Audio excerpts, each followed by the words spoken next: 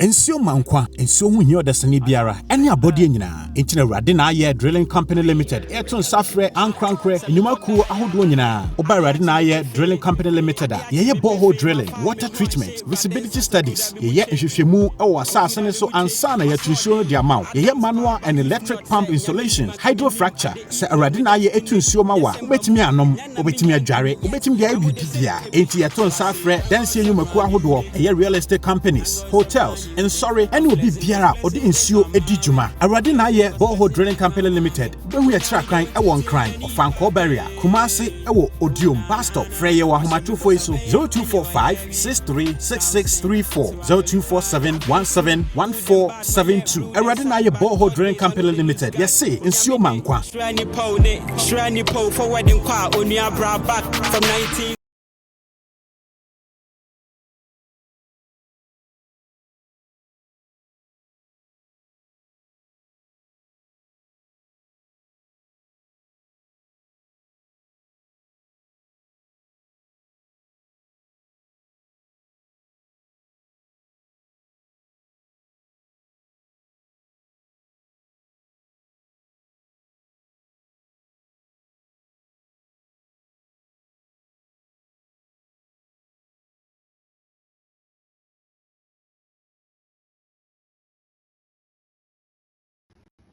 I'm going to take you digital money box in the Biama.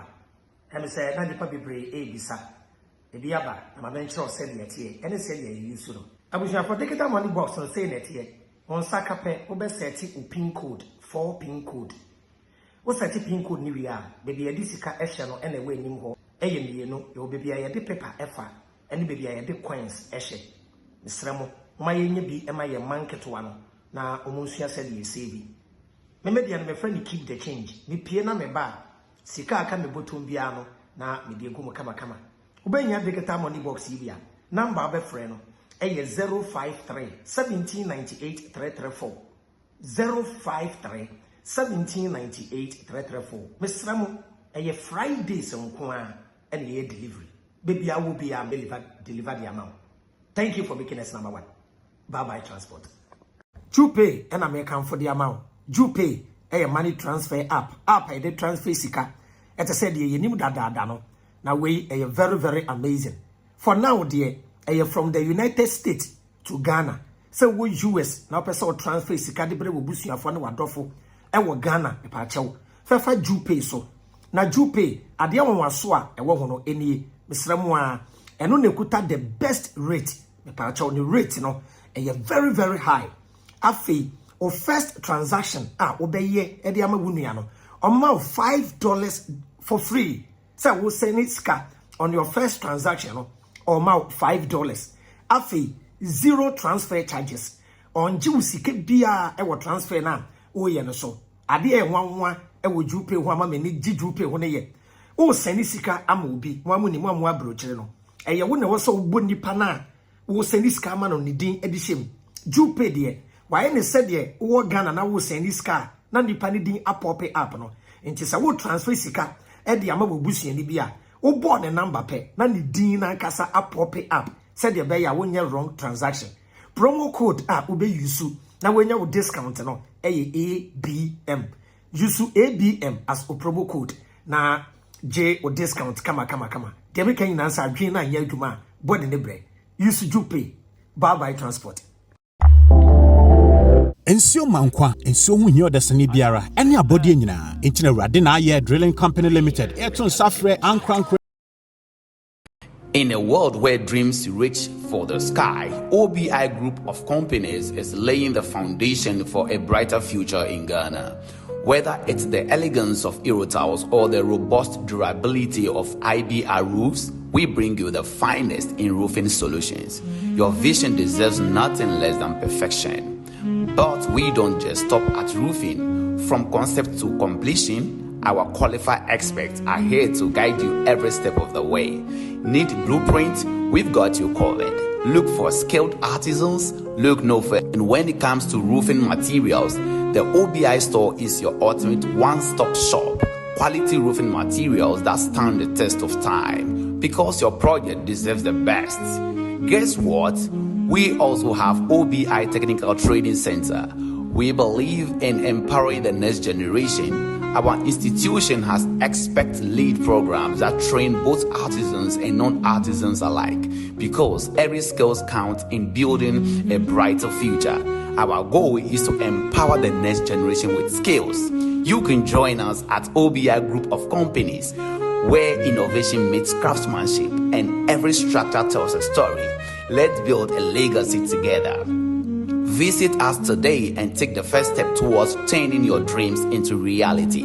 Call us now on 0542 887872 or visit us today at www.obiroofing.com and follow us on all social media platforms at OBI Roofing System, Facebook, Instagram, TikTok, YouTube, all the social media handles you can think of. We are there. OBI Roofing System. We say roof right, roof once. OBI Roofing System, your 21st century roofing company in whole West Africa.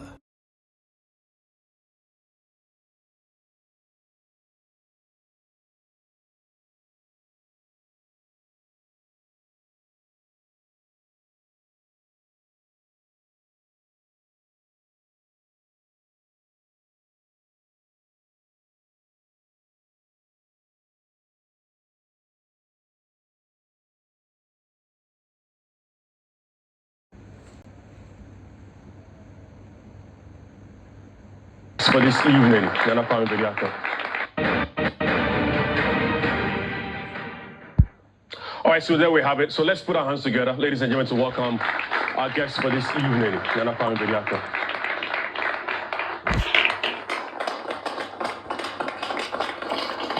Good evening. Welcome. Make yourself comfortable. Welcome. Thank you. I hope you're well. Great. All right, how's it been for you? My usual question to our guests, how campaign has been? It's been great. Great experience. I think Ghanaians have shown a lot of love and commitment, and that has not just pushed me, but also uplifted me. It's been great. All right, how challenging has it been, knowing that it's the first time you're actually moving into such space to campaign? Yeah. Well, challenges have always been what I like the most because we can't run away from them. You just need to make sure you overcome whatever challenges in life to see the next phase of life. So I might not want to go deeper. Our candidates actually have for the Ghana Broadcasting Corporation if they win the 2024 elections. So I'm asking you the same question. Oh, sure. All right. What plans do you have for the GBC? Well, I think GBC has the potential to become a continental broadcaster, like BBC doing in Europe and now coming across to Africa. But GBC Ghana will need to help GBC by dissolving some other media companies into GBC to let it expand and grow. And for me to also support GBC to do that, the first thing I would like to do is to also tell GBC not to take orders from above anymore. But take orders from above anymore. Do we take orders from above? Oh, that's the last time. That's what I was told. Because I was not meant to even come to GBC, and this is the national broadcasting. You were meant not to come to GBC. Yeah, because I said to myself when I woke up and came here at 6:00. Okay. And went to the makeup room. Okay. Waited for 45 minutes. Okay. Only to be told that the interview is cancelled, and I asked why, and they said orders from above. You were told orders from above? Yeah, so I would think that for GBC to become an international or continental broadcaster, some of these things, first of all, they will need to clean up about it. Okay. You know, to be regarded as great person or a great company, reputation lives longer than you. And you need to make sure that you protect that. But at least you're here this evening. Well, I mean, like I said, I respect my country. I respect all the institutions in the country. I think that there was an apology after we made up. And I don't hold any grudges. But I like to be upfront, transparent, and always speak the truth. All right, good to know. All right. Now, to all social media handles, we're live on Facebook, that's GTV Ghana, or also Ghana Broadcasting Corporation. On X, is GTV Ghana, on YouTube's Ghana Broadcasting Corporation, and live on radio. And Accra is Unique FM 95.7, and across the 16 regions of this country, making it 18 radio stations that are picking this program live. We're live on GBC News, live on Obonu TV too. So the drill is that you have 20 minutes to speak to Ghanaians, and then after which I'll quiz you on some of the things you've talked about. And then Doreen takes over with that of the audience too. So your 20 minutes start from now. That's your camera. So you'll actually be doing up, yes. So let's start now. Yeah. All right. So I'm probably scared. First of all, I'd like to use this moment to thank my country, the motherland, where I belong to, the soil that I was created from, for the people in this country I love, I stand by, and I know in return they love me too. But I know that this should be the definition of Ghana. We standing for ourselves and not standing by our tribes. It's great for us to choose a better mentality over our nationality. So I want to use this moment to tell Ghanaians how grateful I am. In the past 9 months of this trials and tribulations of the new force becoming the new face that stepped into the industry of politics, there has been a tremendous support from Ghanaians. God bless Ghana, and God bless the people of Ghana. Now, I came from a family that should not give up and will not give up. Hence my name, Bediako. It started from my father. My grandmother had 9 children. My father was the 9th one, and he was the only one that survived. So that's where my name, Bediako, came from, meaning that I came to fight to win. My father had a lot of children. To say that he was a polygamist, but for a better reason, he didn't want to be a one child left in this world. He wanted to leave his seed all over. Today, one of his seed has sprung up to support a nation that is underdeveloped, a nation that have greatness but is undermined. And I happen to be that young man that have embarked on this journey to support my country, to build the nation, to develop this country, and to make sure that I don't leave my country and this world the way I came to meet it. Adding value to society, it's part of the mission and the vision that I have in this world. I would like to say that a lot of people have considered me as a businessman. Some think I'm a developer. Some might think I'm an industrialist, entrepreneur.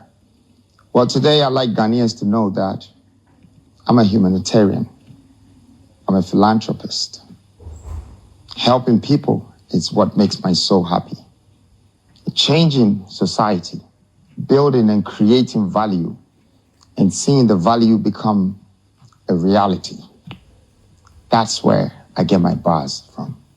That's what makes me feel like I am fulfilling my purpose of being here. I like to say to Ghanaians that we're not lucky to be here. We should remember that there's no such thing as luck. Chances will always come for the prepared minds. And once you're alive, just remember that you've been sent here to be a part of a particular purpose. You can add value to one person, and one can add value to thousands of people. But that contribution is what makes the world go round and the world go on. I'm glad to be a part of that. Last year, I decided that I would risk the business that I do and the wealth that I've built and start to go after a legacy. That legacy is to be a part of history. That history is to make sure that I dictate my story so it can be told by storytellers. So I decided to embark on this journey by being a part of this political industry, knowing very well that I didn't have any political experience. Fairly, I knew I was not one. but I've always been a leader. I've been a leader since I was 8 years old. I've had my friends believing in me as much as I believed in them. And one would have thought that they should follow me, but I always went to them when they needed me. And that's when my leadership skills started. I've grown with it, and I have formed companies with it. I've built companies, and they've become successful. I've learned how to not only make money or create wealth, but also to manage it. And I've learned how to share it proportionally. I've learned how to invest and not spend so I can get returns from my investment. I've learned how to deal with humans, the human relations, and how to make sure that all relationships are maintained and managed with equal respect. I have grown in different industries. I've been in the fashion world. I've been in the telecommunication world. I've been in the industry of real estate. And I've been in a few more other industries, which every one of them, I did pretty well, as much as I had a total focus or concentration on what I was doing. One would have thought that if you are successful, then you've had enough, then you should relax. But life tells you that you should make the best out of your time. See, I'm not here to live life to the fullest. I'm here to use the time that I've been given in a very wise way so I can beat time and create a lot of things, a lot of wealth, and share it proportionally, leave a will behind before my time is up. For that reason, I know that my time is not enough, and I'm always using it wisely. Hence, one of the reasons why I stood up at the age of 44 to say that I want to be a leader of a country that have gained their independence almost 70 years, but I haven't been able to gain their economic freedom within that 70 years. So that became a purpose why I started. Well, when I started this leadership, I looked into the past of this country's history of politics. I realized that there has been two parties, a duopoly. And for 32 years, the nation and the country have expected so much from me or to live up to their expectations. But I thought it didn't make sense to blame anyone because so I could become the third competitor or the third giant that will get up and face the existing duopoly to see what I can also do to help my country. The purpose of New Force, I now had to build a whole plan to be a part of this industry, to be accepted in this industry, to be embraced in this industry. What I came in with was my past experience of how I had become successful in the past businesses that I had been part of, the industries that I had embarked.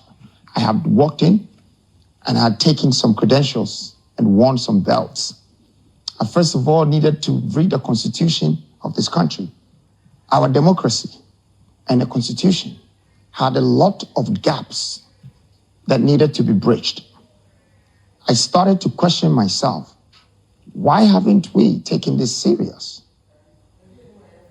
32 years, why can't we rectify some of these problems so everybody can be a part of national governance and gain something, have at least a job, have a home, have something they can live for as a country? So after reading the Constitution, I realized that I needed to put a manifesto. But when I read a few manifestos that had been presented in the past, I realized that they were cut and paste manifestos, and some came from the Western world, but a little bit edited, and it looked like promises that cannot easily be fulfilled. Well, I'm a true believer I prayed about it. For some reason, I ended up not writing a manifesto, but the voice said, write the pillars, the 12 pillars that can rebuild Ghana again, because if Ghana is a house, then it's broken. It has to be built again. So I sat with my team, the New Force team, and I brought what was in my head out, what is in my heart, and I poured my soul out to them. And then we started to build these pillars. But we were not building it for ourselves as a party. We were building the pillars for a country, for a nation. We wanted the people in Ghana to benefit from the pillars and not the New Force as a party to benefit from the pillars. So we realized that we had to go through a whole research to find out about Ghana's problems. And through that research, we realized that 15 of the regions in this country were dormant. They were not activated. Nobody has a job there. Very low employment, and they didn't have any economy, but yet they had some business people there. And when I checked, there were foreign entities, and they were in the bush with machines. I don't know what they extracted, but it seemed to be very comfortable. Reasons why they've been there for 20 years, 30 years. But I said, why are our people struggling? Why are they starving? So I looked into it and I realized that, no, we have to activate these 15 regions. If Ghana is ever going to have an economy, then the economy has to run through the regions. So we started to research the value of the regions. And we realized that Ghana is extremely rich with attributable reserves. Reserves of gold, reserves of oil, reserves of fishes in the sea, reserves of arable lands to have agriculture that can almost feed the whole Africa. But yet, we are importing everything from outside when we can export things from our country to bring in the outside economy into our country. Instead, Ghana, in the past 32 years, 40, 50 years, have been taking the economy of Ghana outside by going to buy goods and import and bring it in. Now, I looked at all the best countries in the world. I looked at England. I looked at Dubai. I looked at Qatar. I looked at China. And every one of these countries went through a process of industrializing themselves before they could urbanize their nation. And I asked myself, why Africans or Ghana? Why are we not doing that? I'll leave that part for the public to do more investigation. Why we're being suppressed for not to be introduced into the industrial world. But yet the world is taking our raw materials to come back and sell everything to us. Why plant cotton in Ghana, but you don't turn it to shirt? You rather let the cotton go outside and somebody will manufacture it and turn it into yard, into textile, into pattern, and then into shirts before they sell it to you. Why have cocoa and you only sell the cocoa by seeds? But after you purchase on the retail market, chocolate, you purchase powder, you purchase cocoa butter, you purchase a lot of things that come from the same cocoa seed. Well, what I want to say to Ghana is that we lack employment. That cocoa seed that we only sell to outsiders, the day that we start to manufacture the cocoa seeds and go through a process 7 times, that day we would have created 7 jobs for 1 person. And the more we do it, it will keep going for millions of people. And we don't just have cocoa, we have tons of raw materials that if we process it, we are going to create jobs and build economy. So my question is, what is it that the existing leaders or some of the past leaders What is stopping them from doing the right thing for us as a country to also become a part of the global economy? This is a question that I had an answer for it straight away. That foreign influence is the biggest tragedy that befell on African politics. And one of the things that you don't have to change the whole constitution, you simply need to turn around this foreign influence that impact and affect your policies and your constitutions in the democratic world. You just need to turn that into an international commercial relationship.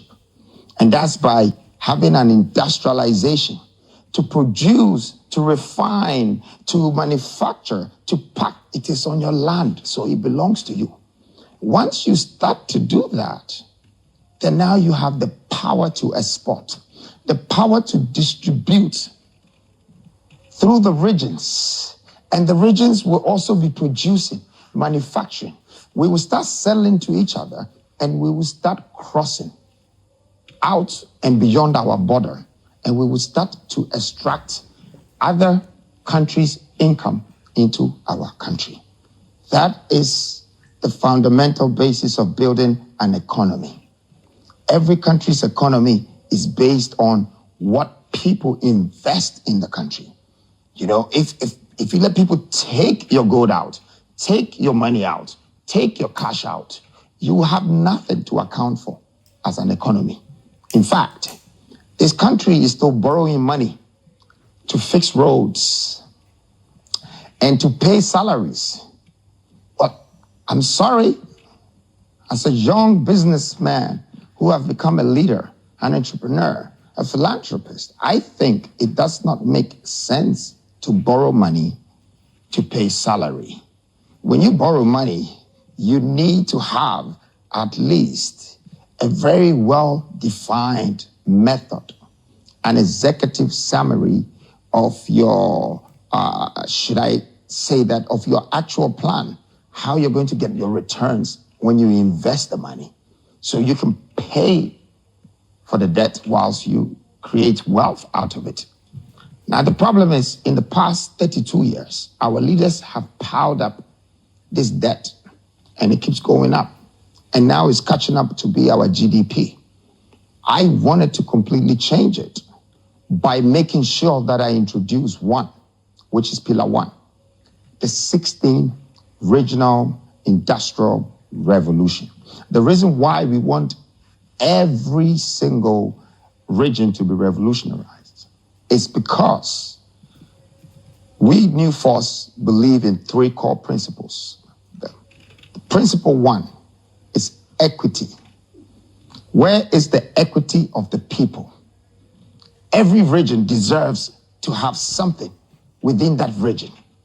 If they are the custodial owners of that land, they deserve to have jobs. They deserve to create wealth there. They don't have to come all the way to Accra before they become successful. You're looking at England. There are people who live in Manchester and they've never been to London, but they have everything. They have a best football team there. They have all the malls. They have factories. You know, I want to say to Ghanaians, how do we expect to build our country if we're not ready to build the citizens of the country by adding value to them? So the number one thing about making sure that the 16 regions will create jobs for everyone within Ghana is very important to us. 2, you're looking at the water bodies of this country. The water bodies of this country has given us electricity for maybe 60 years. One of it is our dam. But look at the water bodies, they're left. No one is using it for anything. When you look at the Western development, one of their main source of transportation is the water. In fact, when you look at our country, one of our main source of transportation by importing goods into our country is by water. So we are supposed to use the water, 1, for logistics and for transportation. 2, we're supposed to use the water to support our irrigation system. Irrigation system is putting pipelines on the ground so you can feed the ground with water. It's 2024. Why do we still wait for a rainy season before we can plant food? If that's what America or Europe did, then they won't be able to feed 300 million people. So they feed the ground and they feed the crops the right nutrients by industrializing the ground. So irrigation became something that had to be added to the second pillar, which is the water transport. The water transport, it's supposed to unite us as a country. That's what I think God gave us the water for. It's so you're supposed to be able to cross from Afram to Kwawu, from Kwawu or from Afram to Volta. And you're supposed to be able to have ferries going up and down, okay? Transporting goods and doing business. All of that business that you're seeing on the water or ferries going up and down is job creation. And it's also exchange of something. But we left the water sitting. In fact, when we were going through the 276 tour to tour around the whole Ghana, the whole of Afram crossing to another region had only one ferry. And everybody had to keep waiting for it. But they had markets and sending all this yam and everything. When the yam gets there, there are no factories to process the yam. Yam can be sold in powdered yam. I will sell powdered yam to Nigerians. They're 287 million. If Ghanaians can manufacture powdered yam, they will buy it because they only eat pounded yam. So you can see that it's a target that Ghana have a massive packaging process just for yam, and then we can sell it to another country. Now, the point I'm trying to make is, with all the things that we're talking about in the pillars, if you follow it, you're going to see that we have brought Ghana a real 12 pillars. The third thing was to increase our power in electricity so we can have the right tariffs that makes it affordable and makes this country investor friendly for people to come. In the same pillars, you're going to see that we have reserves. Reserves by making sure that we keep what belongs to us. That is our wealth. That reserves is today being extracted by foreigners. Now, I'm not saying that foreigners should not come here and do business, but I'm also saying that no African or Ghanaian can just go to America and start digging their ground and taking what belongs to them and going out. You get a job or you assist a company or an industry. That's what we're bringing here. We will bring the Chinese, but they will come to work. They're not coming to take the concessions from us. They will work, and out of that, our children will learn from the skill set and gain the skill set of whatever they're doing. Today, you have a lot of companies that have come and opened our mountains wide and taken the gold. But when they left with all the machines, and we don't understand how to do hard rock mining or even colluvial mining, so we're doing illegal mining, which you call galamsey, and unfortunately, that have destroyed all our water body. Now these water bodies are going through the ground and starting to feed the crops that we eat from. I think Ghana is facing some crisis, and it's not just economic crisis. You also have social crisis. You have a lot of crisis, and Ghana needs some sort of emergence politically. I believe that I represent a force that can stand against the duopoly and to be a part of whatever that is happening, so the youth can also be the voice of empowering leadership. Now, by doing so, we have already realized that we have some problems in our parliament. The parliament has been formed from the 276 constituencies that every one of them have an MP.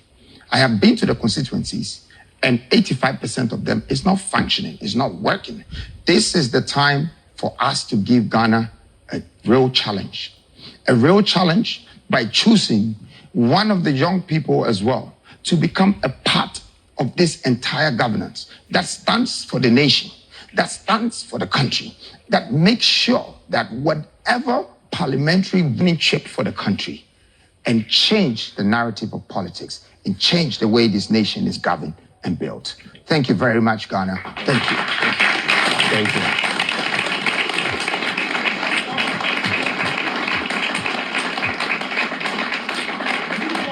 All right. Thank you very much for your presentation. Start off with industrialization. Let's look at what the problem is and how you are going to fix the problem when it comes to industrialization. Why are we still not getting it right when it comes to industrialization, focusing on Ghana? Well, the first, this question have a few answers because there are many problems now. So your answer would bring a lot of, your question will bring a lot of answers. But the first problem is leadership. You have leaders who don't understand investment and development. You have leaders that only understand spending for budget. So most of these leaders have come from either university or studying politics or social something. And then all of a sudden, they give them a template and a program how to become a politician. And then somebody gives them a capital and they start to campaign. And then they use a strategy by either paying for people's stamp, which I think that is not politics. That's illegal politics, you know? And then they just get the position. Now, what I want to tell Ghanaians is that if you let somebody, you know, invest in your stamp and they give you money, remember, once they take the power in your stamp, they're also going to take the wealth on your land.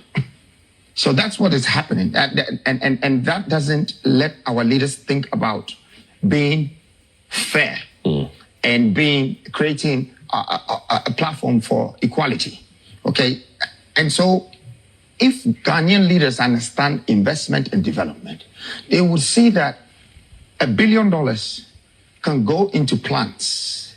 Not only would that plant generate 5 billion in a space of 2-3 years, but it would also create maybe 50,000 jobs. So you're closing the gap of the unemployment and you're gaining value from what you're actually importing. Now you're industrializing it locally. So you don't waste the time of putting in 2 months for your people to gather your cedis and turn it to dollars and go and give it to the owner outside and bring it back. You hit them with taxes. 50% taxes. Then they sell it also times 10 what they paid for it, which means they're clearing all the money in the system. And then they go out again and do the same thing. So if you look at Ghana today, the average Ghanaian is a petty trader. He's not part of any private sector. The private sector is the government. The government is the one doing the business. The politician gives the contract. So he's turned the people who have potential to become industrialists into contractors. And they do paperwork and then they try to do a road contract. And that's the same money he went to borrow that he's using taxpayers' money to pay the interest of the money he borrowed. Okay. So we're stuck in the same circle. And I think that Ghana needs to wake up that if our leaders are not doing that, then it's time that we change the leaders. And that's what I stand for. That's why I'm here. Right. So leadership is the main reason we are not able to industrialize. It's just the main, and you find a way to spend your capital on some budget reasons. It could be judgment debt. It could be salaries. Okay. Well, if you don't have any business that gives you returns and you pay the salaries, whatever capital you have, you might pay the salary for the next 6 months by your cut. And that capital is very hard to come by. If you go to the bank, they might tell you, bring your mom's certificate, bring your house, bring your business, bring this, before they give you even 5% or 10% of the actual capital you were holding. So I think that Ghana needs people that understand money, how to handle it well, and how to make sure it's invested properly and is shared proportionally. You know, it's what we're lacking. So you become a template that Africans will start to replicate it. Remember, the young people are very intelligent because they were born in the era of technology. Okay, so these Gen Zs and millennials, you know, they're fast thinkers. In fact, the new forces economist is 28 years old.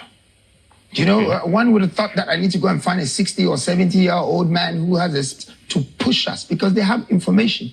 data and intel. Looking at most successful people who are contributing to the economy of America or China, most of these people are under 50. From Zuckerberg to you name it. And if someone is 75, then they were made in their 30s. An example is Bill Gates. You know, he was a billionaire in his 30s, and he's continued to manage the billions till he's now maybe in his 80s or heading to 80s. And I think that's what we need in Ghana. We need billionaires in Ghana. They are with the people, so the people actually select some of us to become our leaders. You are with the people. So what's going to be different about your leadership that, of course, represents the kind of people and the kind of leadership that you're complaining that we lack? Well, selecting a leader is a great thing. But I don't think that's the practice in our democratic process. And give them money and convince them, or give them rice, or give them food. They starve the people. I mean, that is not leadership. I don't know what you call that, but it looks like a political something. I don't know. We're yet to find the right name in the dictionary for whatever is happening in Ghana. But I don't call that leadership. You know, I don't call that a selected leadership. You know, if you want to be selected, be the people's people. Let the people understand you. Don't corrupt them. Don't bribe them. Don't buy them. Okay? Have a purpose for them to benefit from. Don't have a program that is full of promises, that in the end, they meet empty promises. And every time, they're waiting for another one, like a bubble, but it will burst.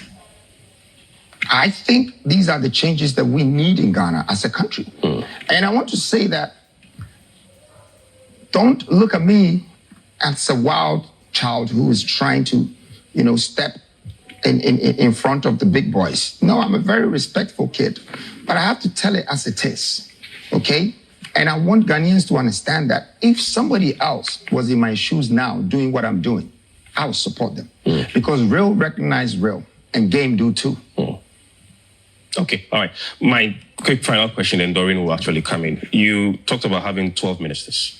Yeah. Going through your manifesto. Trade, energy, finance, education, health, justice, agriculture, interior, foreign affairs, tourism, business and employment, and then defense. With your experience in housing and real estate, one was thinking that you could have added housing to it, because we have serious housing deficits in this country and housing challenges in here. Yeah. So how come we don't have it in here? So your experience, of course. So first of all, the deficits of our housing issues is 1.7 million. It's a very big issue. Yeah. It means that you have almost 10 million people homeless. Yes. If one family is to 3. That's a big one. Yeah, it's a big one. Yes. But what is the point of having a local housing ministry and paying about 400 people when you haven't actually created a platform, an integrated industrial platform that has created the jobs that can make the people afford for the housing if you were to build them? So people ask me, why don't you do low income housing, this, that? Look, it's very expensive to create the basic infrastructure for 1,000-acre project. You might spend 20 million without putting one building on the land before you start, right? Okay. And then if your target is to sell a house for $20,000 because it's low income, you probably need 20 million. Yeah. So you need to start selling volumes of tens of thousands before you start to see profit. Now, if you haven't created the jobs for this nation that you are trying to build the local housing or low-cost housing for them, how are they going to pay for it? See, that's why we have thousands of homes sitting there and no one is using it, because they tell us that it's low-income housing, and then when they finish, $60,000. $60,000 is 1 million Ghana. Who is getting paid 5,000 cedis that can save money to pay 1 million cedis house? You see, these things don't work, the numbers. And that's why we want to take 88 of the existing non-functional ministerial platforms out. Because the first thing that is going to do for Ghana is that it's going to save Ghana money. That 88 ministries being shut down is going to save them money. It doesn't mean that in future we're not going to activate some of them. But when the time is right, today in our hospitals, okay, there's a system in Ghana. Pay before you leave. Don't pay, you die. That's what you go to the hospital for. There's national health insurance. Well, no, please, it does not work for the people, else they won't be dying. Okay, they go to the hospital. They ask you to pay first if it's emergency, before they even look at you. When you go to anywhere in the world, okay, I don't know how they've worked or crafted their health insurance, but the human life matters first before they will find out how to get paid once your life is saved. In Ghana, it's the opposite. And why is that? I also think that it's because the hospitals know definitely if they don't take the money, you will not have the money to pay. Yes, because 90% of the country is broke. So even if I tell you that I'm going to build you hospitals, I'm lying to you. Because if I bring somebody to invest in the hospitals, in 3 years, he will bankrupt. Because he will have 10,000 people. 9,000 people will be dying and say, please save me. But they don't have the money. So what will your health ministry do then? Well, we said it all. We brought you a simple thing. We said that let's bring a SNIT revolution to turn the SNIT claims into a national corporate insurance for everyone that pays into that cost. They can reassess that money in the next 5 years, but it's also insurance. So whatever that claim is can be times 10. So let's say your SNIT now is 5,000 cedis. Your insurance claim can be 50,000 to 70,000 cedis. Now the average Ghanaian can use 25,000 of that to get a home for 2 years. Just rent. Okay? And then they can use that 20,000 to save themselves if they have to pay for their health when they get to the hospital so they don't die. They can also use the rest to support their children. Okay? Instead of leaving the same SNIT money with an institution for the government that they keep it for 40 years before they make you access it. Some people die and they don't even look for their children to give the claims of the SNIT to. So some of the things, they were supposed to be good in the past, but they're not functional right now in the modern world. We need to revamp and change some of these things to suit the modern culture that we live by. Okay, let me hand over to Doreen now, and we'll pick some questions. Obviously, she has some questions too. Then we'll get more from our audience too. Yes, Doreen. George, thank you so much. This is my favorite part of the conversation because I get to get some responses and reactions from the audience and also get you to answer their questions. So first, I'll start with mine. We had just the special voting just yesterday. I'm sure you were monitoring, and so you knew what happened. The reports of impersonations, reports of sharing of things that are not supposed to be shared, and other issues raised. I would want to find out from you what you think about the entire process yesterday.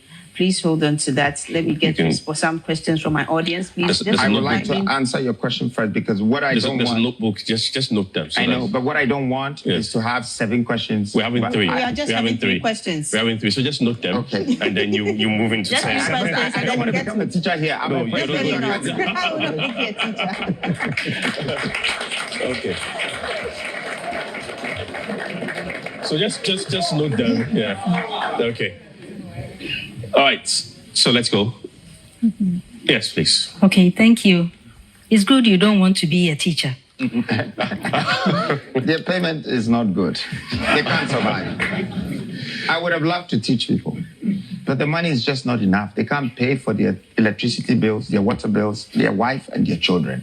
And it's one of the things I would like to do for teachers, nurses, and service people of this country. Be halfway from people. If people are serving to teach our children to become presidents one day, then why do you undermine them and underpay them? My question is on education. Okay. Your name first, yes. Okay, my name is Dr. Harriet, and in your election campaigns, and how will that influence teachers' decisions in general in the voting process? Thank you. Okay. Thank you for that question. We'll take our last question for this round. Thank you. You spoke about agric to feed the country. Currently, you can see that farmers are using the 19th century way of farming. What plans do you have for farmers in Bungurugu or Sunyane who want to expand their farm? Because machines are very expensive now. What is your government going to do to help farmers to expand food production? Didn't tell us your name and where you're coming from. Pius from Oti. Okay, Pius, good.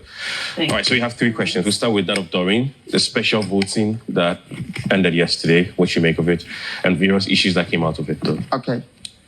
So, I also thought that all of this nonsensical, our voting, our political future aim, whatever that is going on.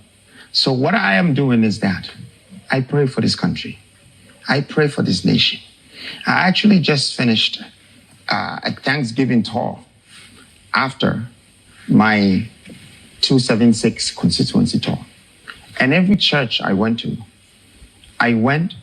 to sort of sow a seed in the church, asking them to pray for Ghana so we can have a peaceful election and to be able to move forward.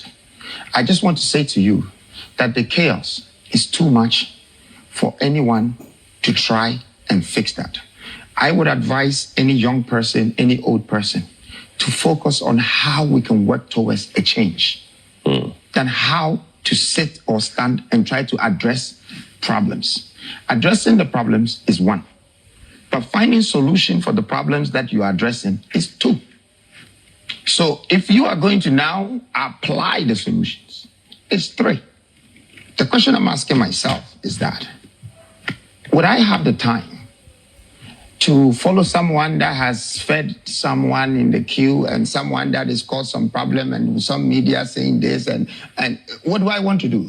Do I go and judge them or ask them questions? Or I want to have a total concentration, focus on how to make a change. And I'm praying that all the theft and all the little political scams that happens in our polling stations and our ECs and everything, please God, tone it down this time. Ghana wants to go forward. Right. Okay? So does it mean that you didn't have any of your members monitor the entire process? You had nobody representing you at the voting centers? I did, my dear brother. Let me tell you something quickly about what you just said. Yeah. So when I was young, 8 years old, I started a poultry farm that I didn't know I was starting a poultry farm. And it was a hen and a cock.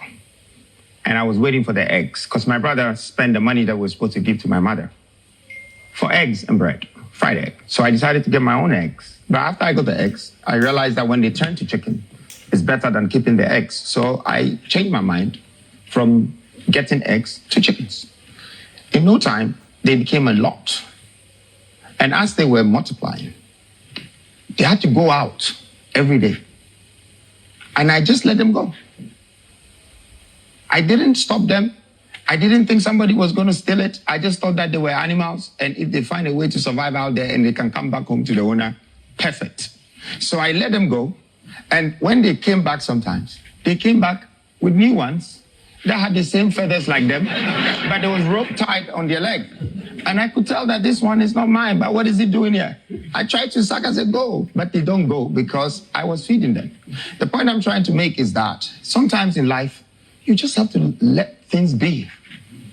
You know, we're all not God. We're just humans, okay? We're trying to do our best, but we can't be perfect in everywhere, in every corner.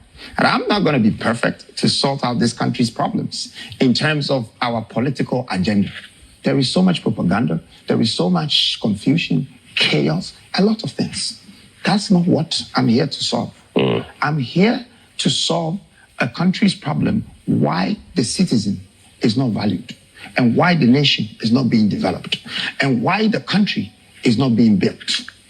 That is my focus. And that is what I would spend my time on. Because what you describe as chaos, what you describe as earlier, you said nonsensical, all forms the basis of our democracy, which happens to be the foundation of the development that you want. So if you don't fix that foundation, how then can you have that structure? I'm sorry, my brother, if you think that's the foundation of democracy, then I don't know if your democracy is probably a demonstration of something else. It could be straightness, craziness, many things. Because democracy now is demonstrating a lot of different things to us in Africa. When you come to Ghana, democracy is different. You go to Nigeria, it's completely different. You go to Kenya, they've messed our heads up with this democracy. Not to say that Africa did not have a solution for governance in the past 1,000 years. In fact, we were some of the world's greatest leaders.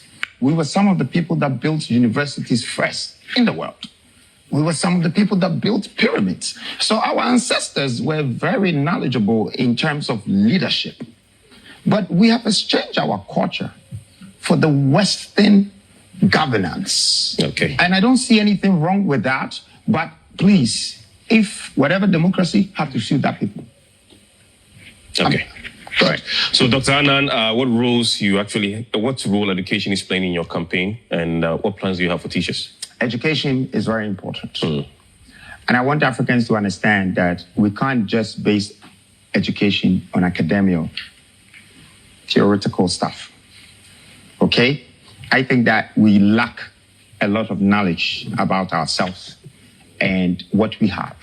You're wearing the wig of the Western, and you're talking about some judge or some lawyer from the Western's case to use it to judge someone. Meanwhile, someone went to steal a plantain and he got 20 years, and someone's owed 10 million and he walked away. So, a lot of things is turned upside, and cultural education that makes you respect your country and the people. We cannot take people for granted. Just recently, I don't know, there was a spokesperson that got arrested, kept for 7 nights because they were a spokesperson. I just chose her for a spokesperson because everyone in Ghana was scared to speak for me. So I said, okay, fine. Let me bring a white person and speak for me, and I'll pay you. That's it. And the whole Ghana but they kept her for 7 nights. And that was a human rights infringement. And it was about politics. But that wasn't right. So we had to support and take the case out of Ghana, take it to ECOWAS. And they looked into it and realized that, no, Ghana, you're wrong. That was wrong. So they had to correct them. Now, my analysis here is supposed to educate everybody that why did they do what they did when they knew it was wrong? And if I didn't have to help to find out the truth of human rights, I wouldn't know that there are people in Ghana who are millions of people suffering. Like I say that we are educating people. And then we spend money, 21 years to educate our children. Please, I like to call this investment. If you're spending money to pay fees and feed your child to go to school, don't think it's just a necessity. It's your investment. Your work that you're doing, that's where you put your money, okay? So if you do that, and after 21 years, your child or your son says, I can't get any job, it means your investment it's gone down. Or if you had spent 15 million Ghana in 21 years, which you will not realize anyway, but every time you will be paying 2,000 cedis, 3,000 cedis, by 15 years, it would amount to 15 million. And then your child finishes university. Then he gets a job for 3,000 cedis. The question that I want to ask you is that if you invest 15 million today and somebody says they're going to pay you 3,000 cedis a month, would you agree? Not exactly what is happening to us. So there is a system and there is a gap in our educational system that needs to be bridged. But why is the government not leashing with education? You have to learn about your cocoa seed. You have to learn about the governance. You can't just become a politician from nowhere and then straight away you say, I'm a minister of works and housing and you've never built a house. You need to... You need to be part. That's the kind of education that we need. That's the kind of education that we need to give to our people. They need to understand that this gold is difficult to find. Now, God has put the gold in the ground. You need to wash the ground and dig and crack the mountains to find the gold. So he's not going to make it easy for you to just pick the gold up, pick the money. He's going to make it difficult for you. But once you find a solution to minimize that difficulty, you'll be gaining wealth. And that can be transcended onto generations. That's the kind of education we need for our country. Okay. So what plans do you have for teachers? What teachers? With the second plan. And I said it already. I just think that not just teachers, all the service industry in this country treated badly. Now, if you get to have 5 children and he's taking them to school, he's educating them. This guy has to take transport, right, to work every day. Your petrol is 2,000 cedis to fill the tank. He's already taken half of his salary. Now, when you finish, you say that to give you 33 liters of water, you pay 3 cedis. This guy is going to use 1,300 liters of water for him and his family. So at the end of the month, he's looking at 700 to 800 or maybe 400 of water bill. Same thing with 17 pesos for a kilowatt. So by the time we're stripping values out of the citizens. This policeman, if he spends all his fault, he knows the money is spent before he receives it. It's gone. He's in the minus when he receives the money. This policeman, if he stops you and you give him pure water as bribe, he'll take. He will just say, you know what, I'll take the water because maybe today I might not have money to buy water.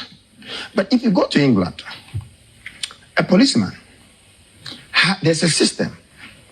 He gets £4,000. He can take a part to pay every month his mortgage. So he's bought a house. He can take a part of that money to pay for the car. And his children have a bit of some sort of free education and some loan to back them.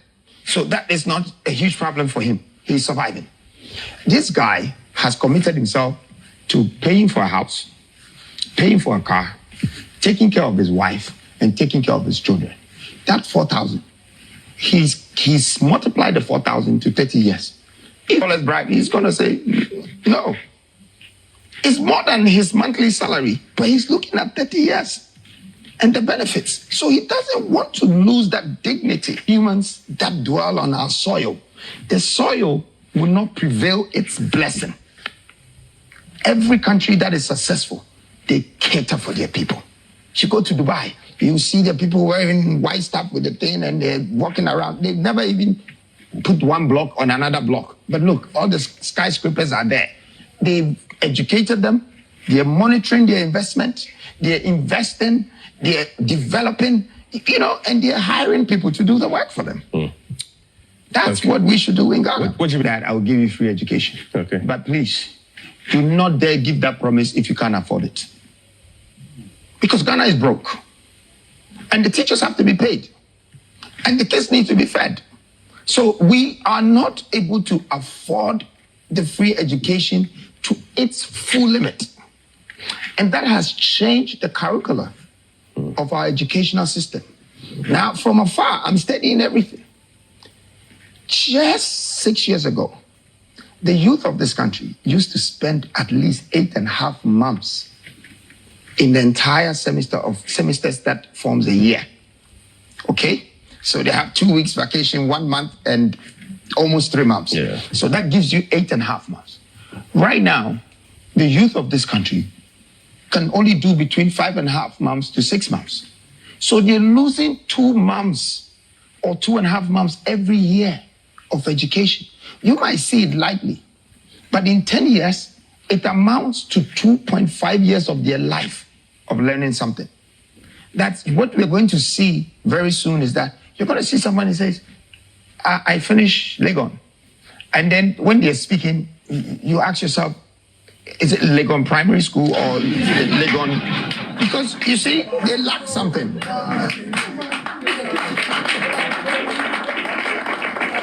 So I'm seeing this as a problem already that is coming. And it's going to grow. So how let me answer you. Okay. Relax.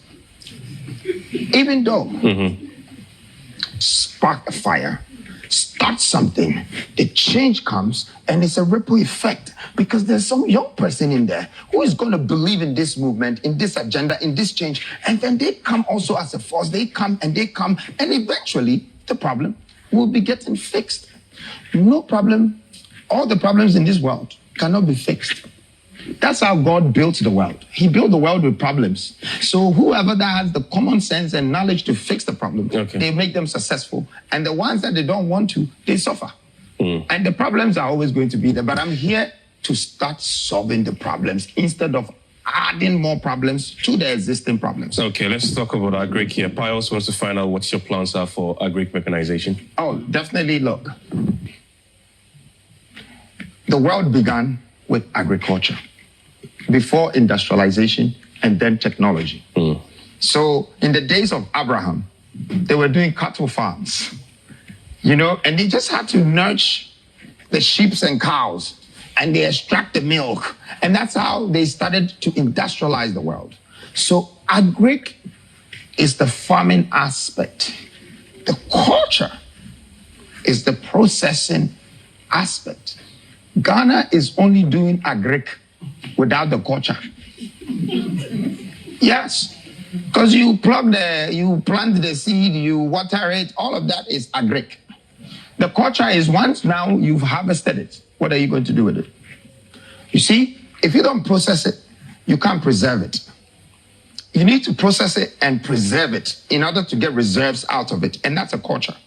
That process can create 10 jobs because you have a lot of factories creating jobs, and people will learn that an orange is not just to be eaten, but it can become a juice, and the skin of the orange can become a tablet, it can become this, it can become that, and so many things. Civilization.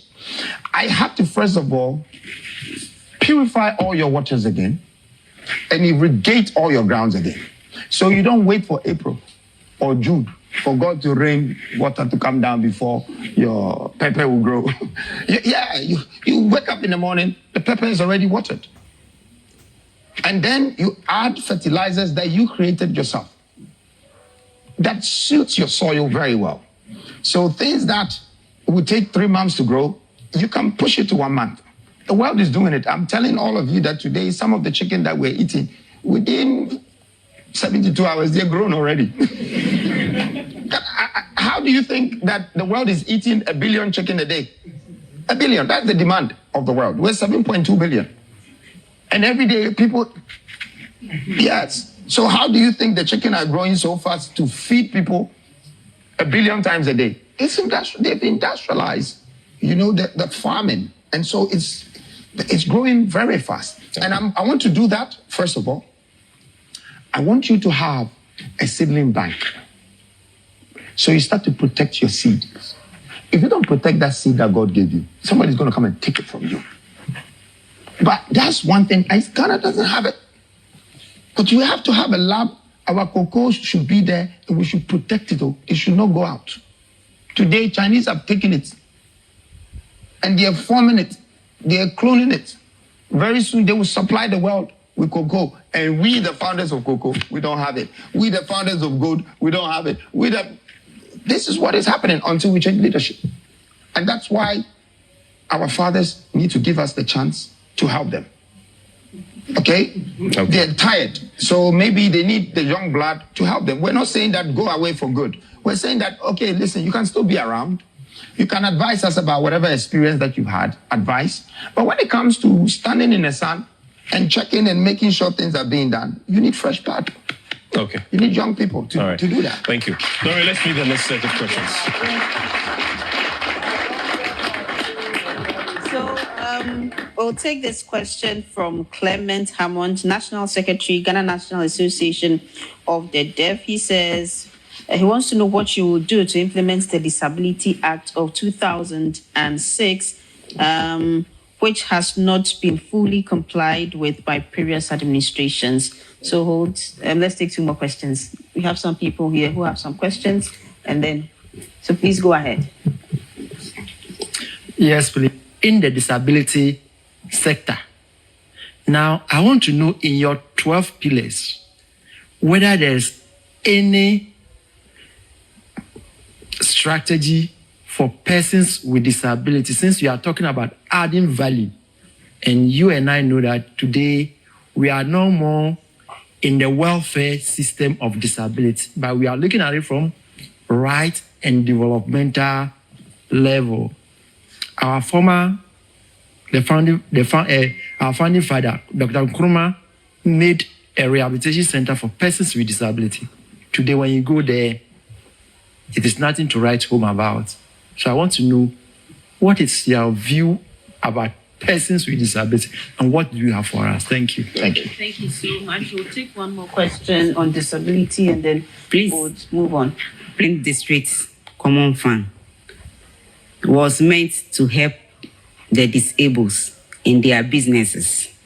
But for so many years now, many has not benefited from this. So my question is, what differently will you do when you become the president to ensure that we, the disabled, benefit from this fund? Thank you. Thank you so much for that question. So please go ahead and respond to those questions. There's Clement, there's Razak, and then there's Victoria. So first of all, Clement wants to find out the implementation of the Disability Act, what you're going to do about it. So, first of all, Clement and Razak, I think I'll answer their questions together. Okay, yeah. Razak, I know you can't see me, but you can feel me. On your left, if you touch that man there, you will feel him. His name is Brown, and he's actually one of my best friends. He's right here. Brown, what's my name? Brown Weezy. So, I want to say that I didn't have to wait to become a president before I thought about the disability industry. I already started 10 years ago. Brown is my friend, and Brown will tell you my investment was not just making sure that he had a shelter. The story between me and Brown is that I met him, and then when I was leaving, I asked him for his number. I wanted him to be my friend, and he told me that, you give me your number. He was holding a phone. So I thought I had to take his phone to put my number. But Brown he surprised me. He started typing the number into his phone. And from that time, Brown has been my friend. He comes to my house. I spend Christmas with him. And every time he comes to my house, I have to confess this today, Brown.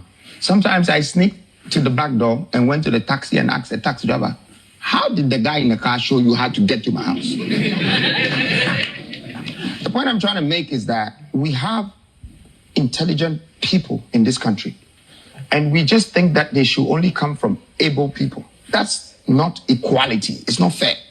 And I'm a fair person. I live on fairness, firmness, courage.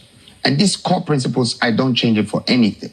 So Brown is my witness that I wanted to know what he had to do. He said he wanted to be a journalist. So it's not like I'm telling my story without the person being present. He's right there. I invested in his education so that he can become a journalist. And he did become a journalist.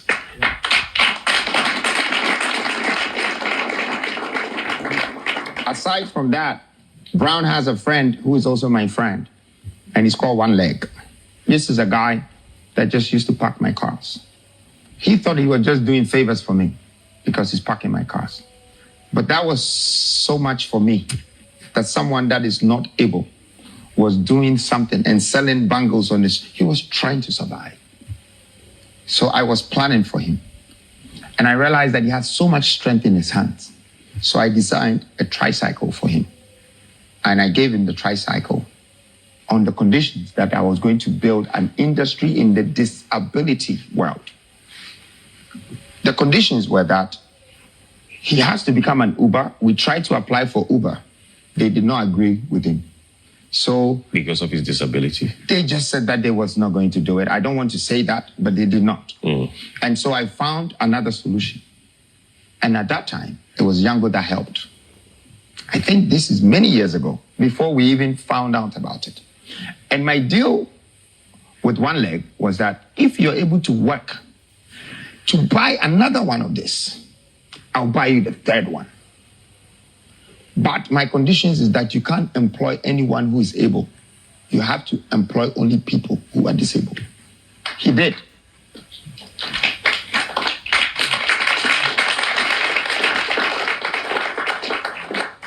And when he did that, I was proud of him. He bought the second one. I bought him a third one, a fourth one. Some white guy bought him a fifth one. The point is, today, One Leg has built a house that he lives in and built a house for his mother. He has business. He's added value to people's lives.